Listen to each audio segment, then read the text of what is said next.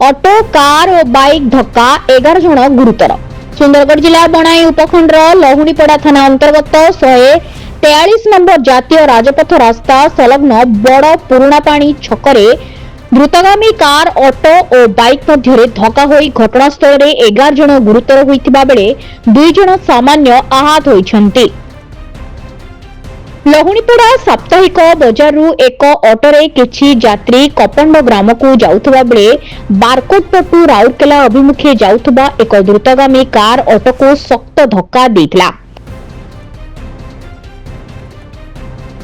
एहा पूर्वरु उक्त कार बड़ पुरापाणी छकरे प्रथमे एक बाइक को धक्का देथिला।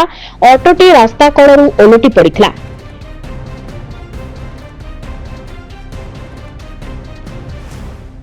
ओलटी पड़िथिला बेले स्थानीय ग्रामवासी समस्त गुरुतर यात्री को लहुणीपड़ा गोष्ठी स्वास्थ्य केन्द्र को पठाइथिले।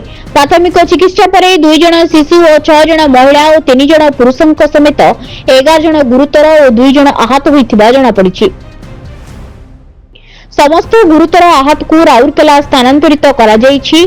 खबर पाई लहुणीपड़ा थाना पुलिस घटनास्थल रे पहुंची तदंत आरंभ करिछि। सुंदरगढ़ संजीव कुमार पाड़ी को रिपोर्ट, प्रयास ओडिशा न्यूज। रिपोर्ट प्रयास ओडिशा न्यूज। ओडिशा न्यूज को अपडेट पाई शेयर लाइक सब्सक्राइब करंतु। अधिक खबर पाई www.prayasodishanews.in सर्च करंतु। धन्यवाद।